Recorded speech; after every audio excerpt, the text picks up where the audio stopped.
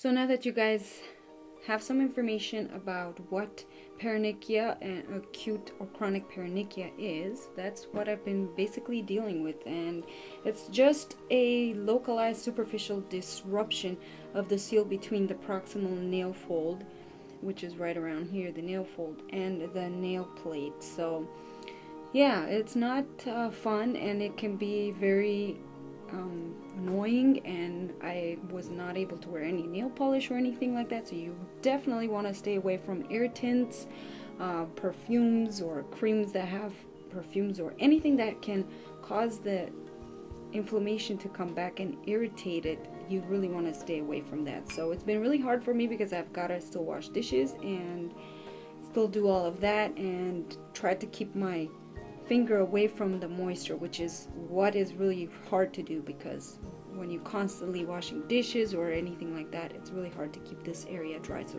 always keep the nail and cuticles and sidewalls dry. And I'm going to show you some of the things that you can use to help get rid of the infection.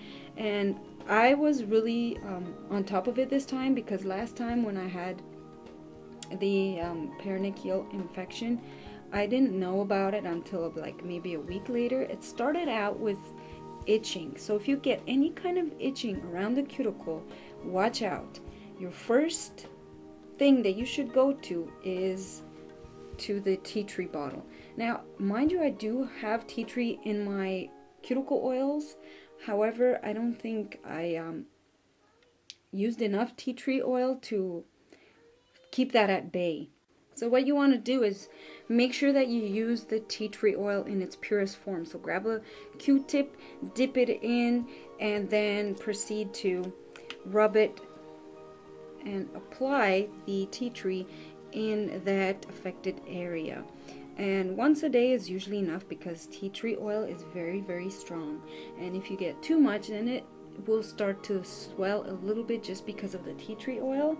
And last time I had the infection on the same exact finger, which is really strange. I really don't know why it's even happening. I don't know if I bumped my finger into something and then that caused it to get infected. I have no idea, because this happened once a year and a half or two ago, and it was horrible, you guys.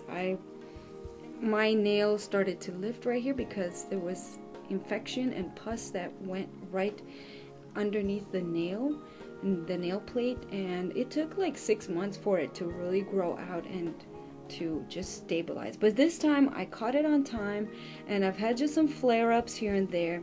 Now, I don't know if stress has anything to do with these kind of things. I don't think that a lowered immune system helps.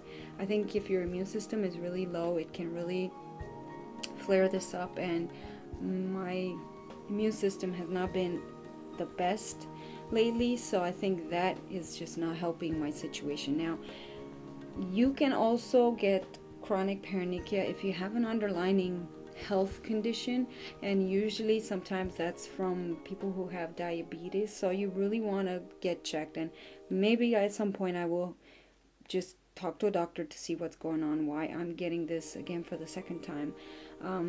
Also, it doesn't help that I haven't been getting any sun, and it's been just non-stop rain here, so that's just pretty sucky. However, I've just been doing my best with what I've got. And so the first line of defense is, like I said, your tea tree oil. That is so important, you guys. Tea tree oil will kill any virus and bacteria on contact. I mean, this stuff is amazing, and this comes from the Melaleuca plant, so you really want to have this in your house. You can also use sandalwood and jojoba oil. This really works amazing as well. Sandalwood is also just as good as tea tree oil, and the reason that they have it in the jojoba oil is because I've talked to you guys about this. Jojoba oil has one of the smallest molecules in all of the oils out there, and it allows it to penetrate deeper into the skin. So I've been using this, not as much as I have the tea tree oil, but like I said, they do work, and you can find these at your local health food stores. If you live in America, you can find this at Sprouts, and you can find the tea tree oil obviously at Trader Joe's. and Walmart has it. I've seen lots of places. So next line of defense you want to use is antibiotic creams. These will help tremendously, and the ones that you want to look for is the bactracin. Okay, all this long word right here, and you can find these at Walmart as well. I keep little packs in my little first aid travel kit right here, and this is the one that I've been using right here. It's got bactracin in it again, and I just basically apply that right where the swelling is, and this will keep all of that bacteria from going into your cuticle. Now if you do notice pus and things like that, if your Paronychia is really bad, there are soaks that you can do, and you can do like a vinegar and warm water soak. So have a little container or bowl with warm water and a little bit of vinegar in it, and you can soak your finger in there for a few minutes. The heat from the water will alleviate the discomfort and pain from your finger. And there's also surgical ways that if you go to the doctor, they will take a scalpel and they will basically just poke a little slit in there where the infection is, and they will just basically proceed to press onto it until all the pus comes out. I know that's really gross, but I've researched this, you guys, because I've dealt with this. This is the second time, and I'm so annoyed that I have it because I want to do my nail designs. I want to wear nail polish and continue on my nail journey, and I feel like I haven't even been able to do that because there's been so much going on, and I've been so busy, and I've been keeping my nails short, and they're just not where I want them, and I just feel like all this stuff has really been kind of the stress of it all, and that's what's caused all of this. And you can see there's swelling a little bit still there. It's gone down, but there was a lot more swelling on this side here and also on this side. And as you can look at my other finger, see there's no swelling there, but look at this one, there's swelling. So those are the things that you guys want to look out for. The first sign is if you get itchiness around the cuticle, go run to your bathroom, get your tea tree out, and make sure you rub some on there right away as soon as you notice it, just to keep that infection at bay.